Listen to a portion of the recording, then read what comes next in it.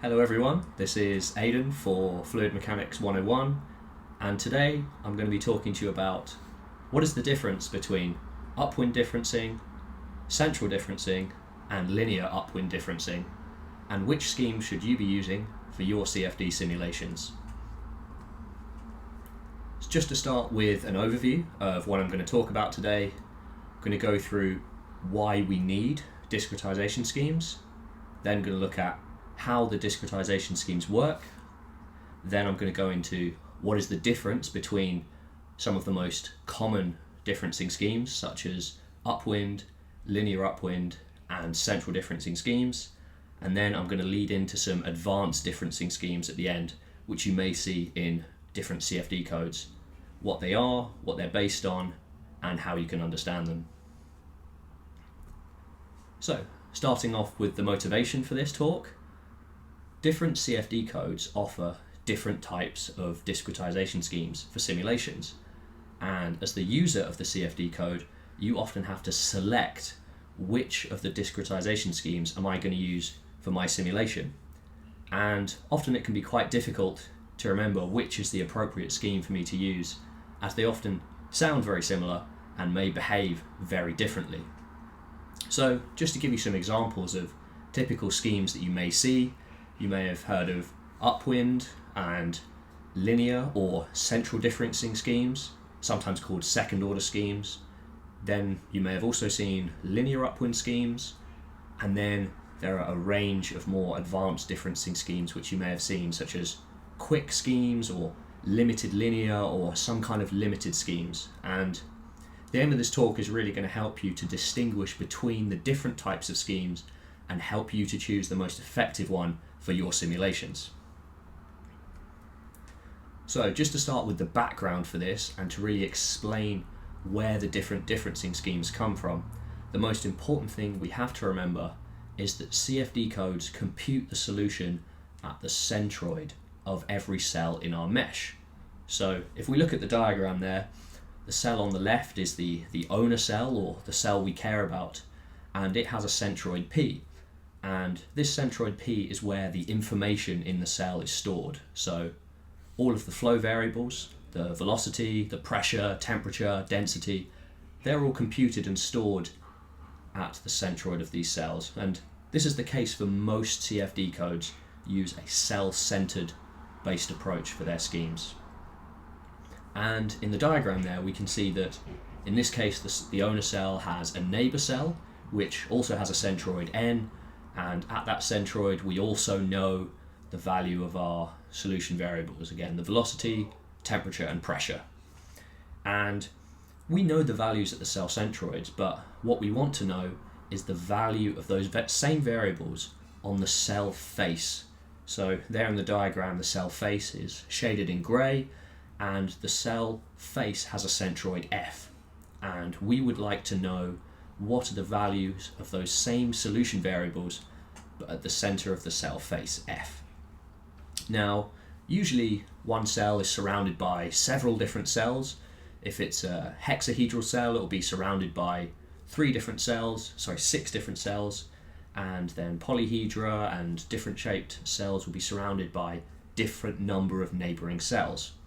But for this analysis we're just going to focus on the owner cell and a single one of its neighbors, N. And the understanding here is that we would do the same analysis for each of the cell faces on our owner cell. So here we're considering face number 1, but you could see how we would repeat the same analysis for the other 5 faces of that same cell. So a few small points to make about the analysis here before we dive in. We don't care about the number of faces that the cell has. We could have a hexahedra, we could have a tetrahedra, we could even have a square cell, a quadrilateral square cell or a triangular cell. It doesn't matter. We only care about the cell centroid, the face and the neighboring cell that it's connected to. We don't care about the number of faces. So this analysis here is valid for all polyhedral cells. Another important point to note is that when we consider the face that we care about, in the diagram here shown in red, we don't care if there are any faces opposite that face. So for our triangular cell there shown in blue, in our analysis we don't care about the blue faces. We only care about the red face, the cell centroid P, and the neighbouring cell centroid N. And the reason we do this type of analysis to analyse the cell face is it means we don't place any restrictions on the type of mesh that we can analyse.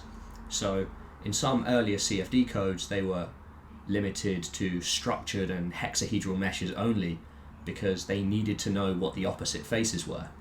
But in this modern formulation that we're using, we only care about the face, the centroid, and the neighbour. We don't care about the number of faces or if we have any opposite cell faces. So this is great. It means we can mesh complicated geometries and the user can use whatever mesh they want for their simulations, and we can still carry out our CFD analysis. So this is a bit of background. Another restriction that we don't place on the mesh is, again, we don't care about hanging nodes. Now, you may sometimes see hanging nodes picked up by CFD codes. Some CFD codes can cope with them, some can't. And what a hanging node is displayed here in the diagram. And you can see we have our owner cell on the left there, which is connected to two neighbouring cells on the right. And those two nodes which are circled in blue are hanging nodes. And in this analysis, we don't care about the hanging nodes because all we care about is the shared face, which is shown in grey there, the owner cell centroid P, and the neighbouring cell centroid N that sits across that shared face. So hopefully that really summarises that the analysis we're doing here is valid for all cells in our mesh, regardless of their shape. And this is an excellent way to formulate our CFD analysis and discretization schemes. As another important point, we should remember that in our CFD mesh, all faces, so the grey faces that we saw in that previous diagram, are either boundary faces or internal faces. And internal faces connect one cell to another, and the majority of the mesh is made up of internal faces, which you see on the right, but sometimes our faces are boundary faces, and that indicates that our cell is adjacent to a wall or a patch. And the analysis we're considering here doesn't consider boundary faces, and the reason for that is it's difficult to know, if at all, if there's a neighbouring cell centroid across the boundary from our cell. In some cases we don't have that, so boundary cells require a separate treatment to internal faces, and in today's analysis we're only going to be considering internal faces, but for various boundary faces we may use things such as wall functions and different boundary treatments, and if you're interested in those you can check out the other videos on my channel and they should give you a bit of information for how boundary faces are treated in CFD. So now to move on to the analysis, what are we trying to do? What we're going to assume is that we want to know the value of some quantity phi on the face, that grey face that we can see in the diagram there, and we know the values phi at the owner cell centroid and the neighbour cell centroid, and we're going to denote these values phi subscript p for the owner cell centroid and phi subscript n for the neighbour cell centroid, and we would like to find phi subscript f, which is the value of phi on that face, on that grey face we can see in the diagram. And for this analysis, what we should point out is that phi can represent the value of any field that we're solving for in our CFD solution. So that could be scalar fields such as the temperature or the pressure, or even vector fields such as the velocity. Phi can represent any field, and the same analysis that we do here will apply for that variable. So what we want to do is work out the value of phi subscript f given the values at the owner and the neighbour cell centroids. Now, before we dive in, the most important thing to remember is that there are many different ways we can calculate this value phi subscript f, and these are the discretization schemes that we see. So more correctly, rather than referring to them as discretization schemes, they should probably be referred to as face interpolation schemes, because really we want to interpolate the value of our field on the grey face, given that we know the values at two surrounding points. And what I'm going to be going through today is different methods of interpolating that face value on the cell centroid, and we're going to focus on the most popular ones. So the first scheme we're going to look at is called linear or central differencing, and is sometimes referred to as just plain second order differencing. And how this scheme works is, if we look at the diagram, we know the length of the line shown in red, we know the length of the line between our owner cell centroid and our neighbour cell centroid, because we know the coordinates given by bold symbol X in our 3D space. We know where these cells sit, and so we know the length of that red line between the two cell centroids, and remember that we also know the location in 3D space of the centroid of that shared face, and that's given by X subscript F. And so we can work out the length of the blue line as well, which is the length, the distance between the face and the owner cell centroid. And what linear or central differencing does is says there's a linear relationship between the owner cell centroid phi p and the neighbour cell centroid phi n, and the value that we're going to take on the face we're going to linearly interpolate between those cells. And you can calculate that very easily using the various pieces of formula you can see there in equation 1, but really the way to remember it is it's the length of the blue line divided by the length of the red line. And of course, if the blue line has 0 length, then the value of the face is the value of the owner cell centroid, or if the length of the blue line is the same as the length of the red line, then the value on the face will take the value of the neighbour cell centroid. So linear central differencing is basically linear interpolation. Definitely the most straightforward scheme. And how does that look? We can see in the diagram there that given that phi p and phi subscript n are different values, the variation between the cells is linear, and that value on the face is given by that blue circle, which you can see in the diagram. Now, just for some terminology that you may often hear, the variation between the cell centroids is linear, and in the finite volume method, the variation across the entire cell is assumed to be linear as well, and so the scheme is termed second order accurate normally, and a first order accurate scheme would be constant value across the cell, but the linear or central differencing is second order accurate, so it's an accurate scheme, and that makes it very popular because you get a very accurate result. However, the scheme is often called unbounded as well. You may see that word floating around in the literature, and what that means is that it's prone to oscillations, and in some cases you'll see some non-physical oscillations or wiggles in your flow field. You may have, if you solve, for instance, you calculate a steady flow field, then you may find that your solution, your velocity, temperature and pressure fields have oscillations and they aren't smooth as you'd expect them to be, and often that can be as a result of the linear or central differencing scheme. So in its original form, linear or central differencing is only used under certain circumstances, and those circumstances are what I'm going to go through next, and they're the circumstances that you can bear in mind when you select your discretization scheme.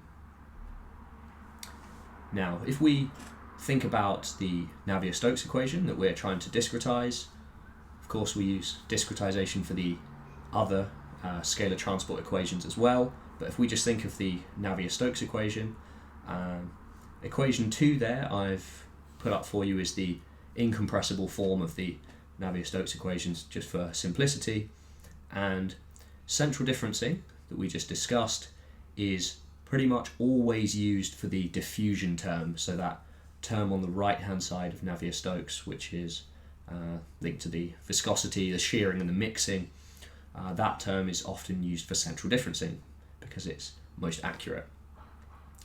However, to discretize the term on the left hand side, the convection term, central differencing should almost never be used in a RANS solver, and the reasons for that are, as we went through before, is that the scheme is unbounded, and so we often get non-physical oscillations in the solution that aren't a result of the geometry or forcing conditions. And a small caveat to that is that sometimes in large eddy simulation, LES, central differencing is often recommended, and that's because we really need the higher order accuracy to preserve the flow field characteristics that LES attempts to resolve. So, if we can use linear or central differencing for the diffusion term, and we can't use it for the convection term, what schemes could we use for the convection term? And these terms, we want to not have those non-physical oscillations appear in our solution. Now, the most popular type of schemes are based on upwind differencing that we use for the convection term. And upwind differencing depends on the mass flux that's flowing through the cell. And what do we mean by the mass flux?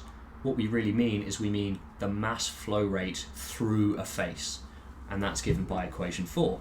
The mass flux F, subscript F again to denote that it's on the cell face, is given of course by the product of the density, the area, and the velocity. However, because we're considering the velocity through a face, we dot product the velocity, which is a vector, with the unit normal vector for that face.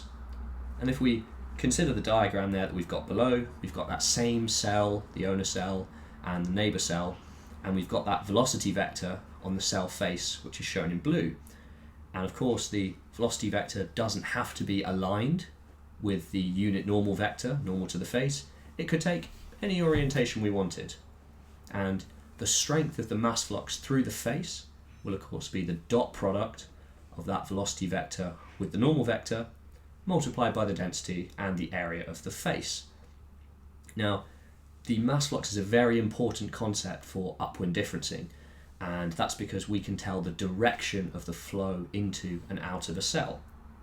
Now, for the diagram we've got here, the unit normal vector points out of the cell, and so if we have a positive mass flux, that indicates that the flow is flowing out of the cell from the owner into the neighbor cell.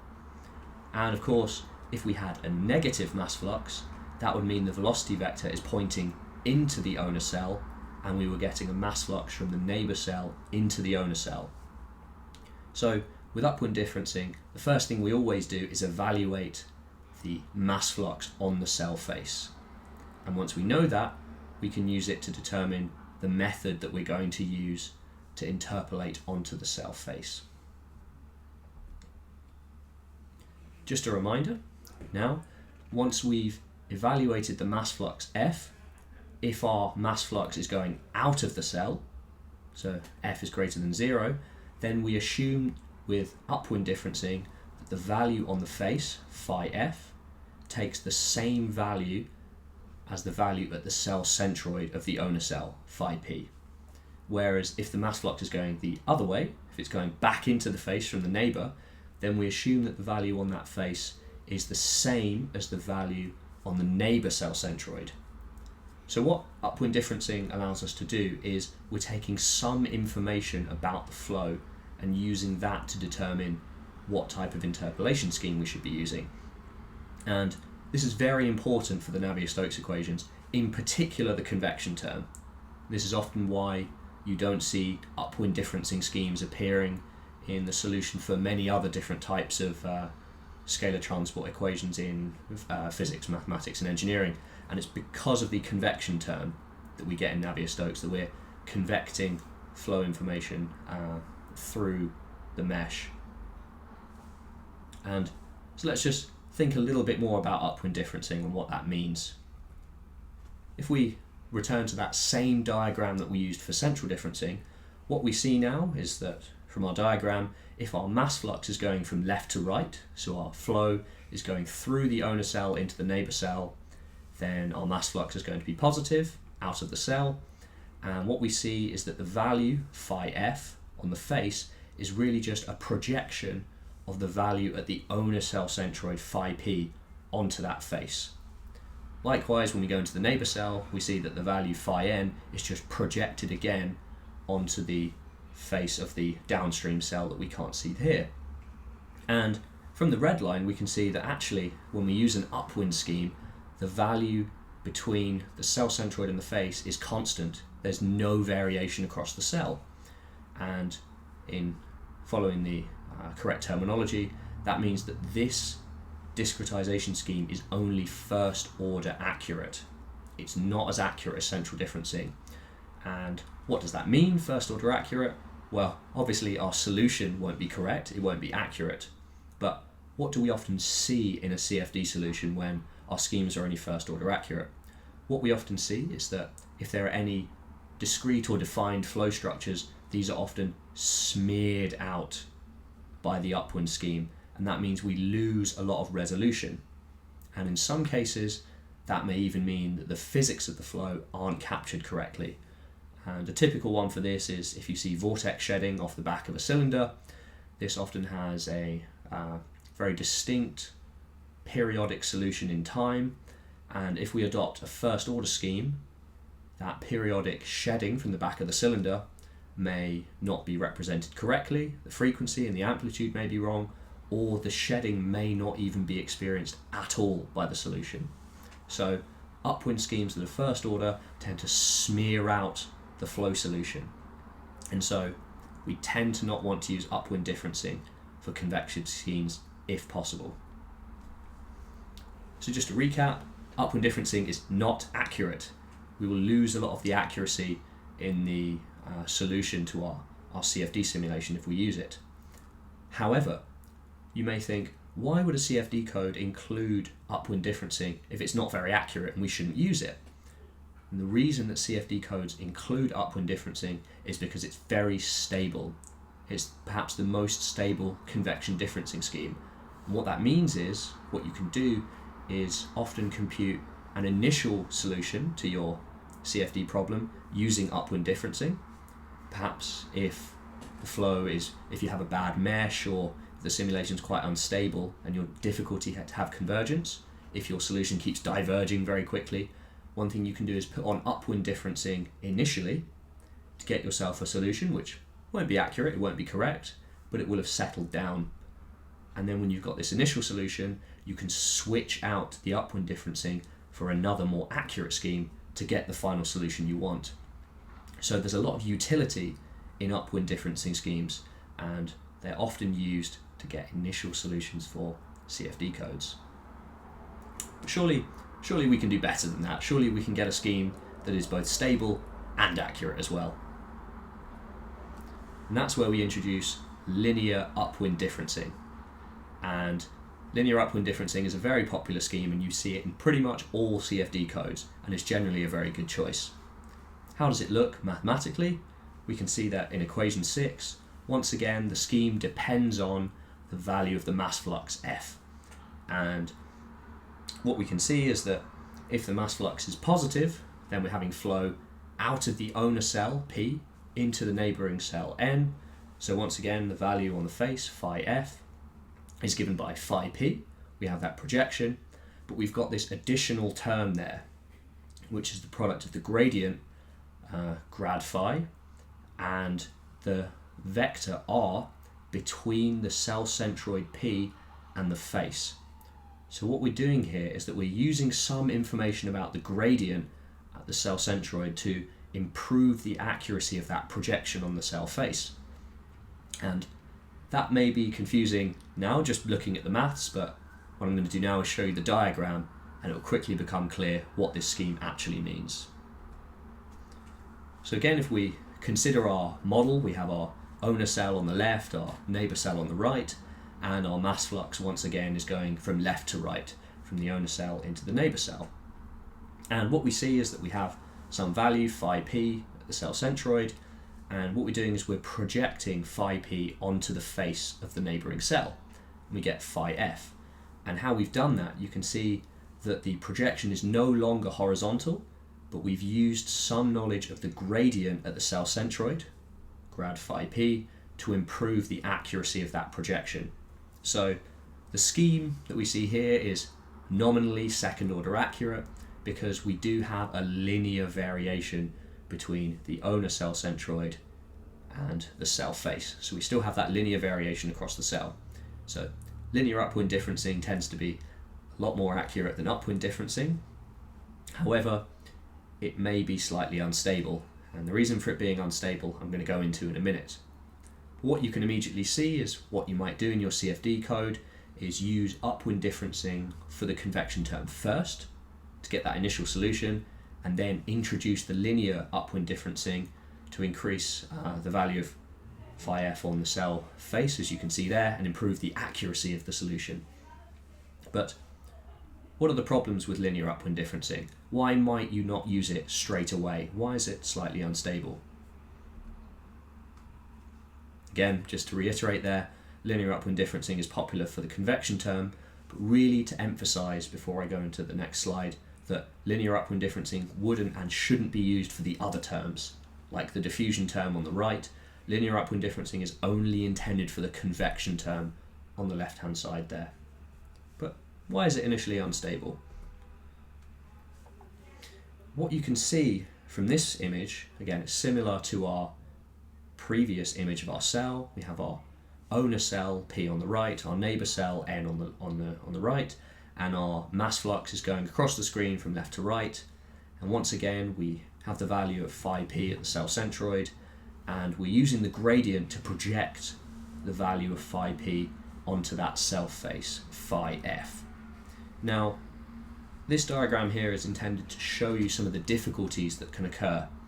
And one of the difficulties that can occur is if our gradient, grad phi P, at the cell centroid is too steep, then what we can see is that the value of phi is projected following the red line onto the cell face. And you can see that phi F there, the blue circle, is greater than the value phi M and is also greater than the value phi P. And this clearly isn't physical.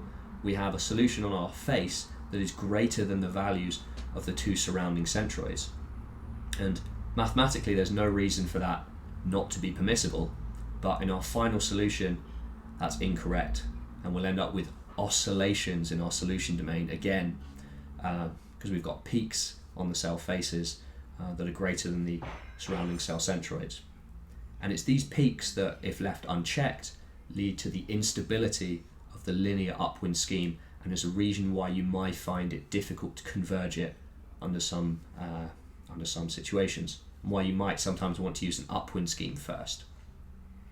So what can we do to the linear upwind scheme to improve this stability? Well, the first thing we want to do is bring the value of that quantity phi on the cell face down a bit so that it's no longer greater than the value of the surrounding cell centroids, phi P and phi N. And what we want to do instead is to move phi and project it along the green dashed line, which you can see there in the figure. And the way we do that is by limiting the gradient.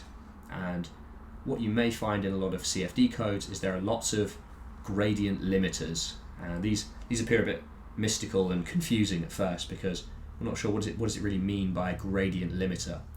And this diagram here really shows you exactly what the gradient limiter is doing. We're reducing the value of phi f on the face so that phi f isn't greater than phi p or phi n. It sits between them, and that allows us to get a more stable physical solution. So how does the scheme change mathematically? Well, it's a very simple modification, and if we look at equation 8, what we can see is that phi f is once again the value of phi p plus the gradient, grad phi p, times by the vector between the cell centroid p and the face f, and that's given by r. But now what we've done is we multiply this gradient by some quantity phi, which you can see here.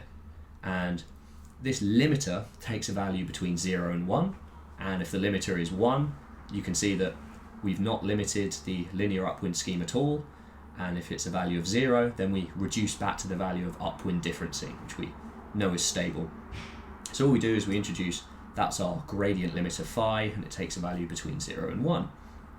And there are different ways of choosing what the limiter should be, and of course I'm not going to go into them in detail here, but you can often find how those limiters work in the manual of your respective CFD code. Now, I'm going to talk briefly about some of the advanced differencing schemes that you may see floating around. There are a range of schemes and they have many different names, but how do these schemes work? Now, what these advanced schemes aim to do is they want the stability of the upwind scheme. However, they want to increase the accuracy of the scheme, and so they'd like to use some sort of linear or central differencing scheme for accuracy.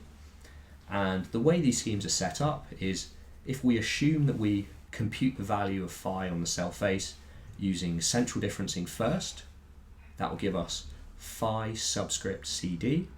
And if we also compute the value on the cell face using upwind differencing, that will be phi subscript UD for upwind differencing. And what we do is we want to use a combination of these two schemes. And the way we do that mathematically is using equation 9. You can see that phi F is some sort of combination of phi UD for upwind differencing and phi CD. And we control the proportion of these schemes using this parameter psi. And psi will vary the scheme between upwind differencing and central differencing depending on the value that we choose. We have a value of 1, we have upwind differencing, and if we have a value of 0, we have central differencing.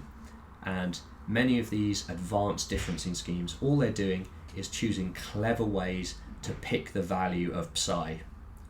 And what could you do to choose a clever way of choosing psi? How would you choose it? Well, the obvious way to do it would just be to pick a value and just have a guess. But the advanced differencing schemes are much cleverer than that. And what they'll often do is vary the value of psi over the mesh depending on the solution.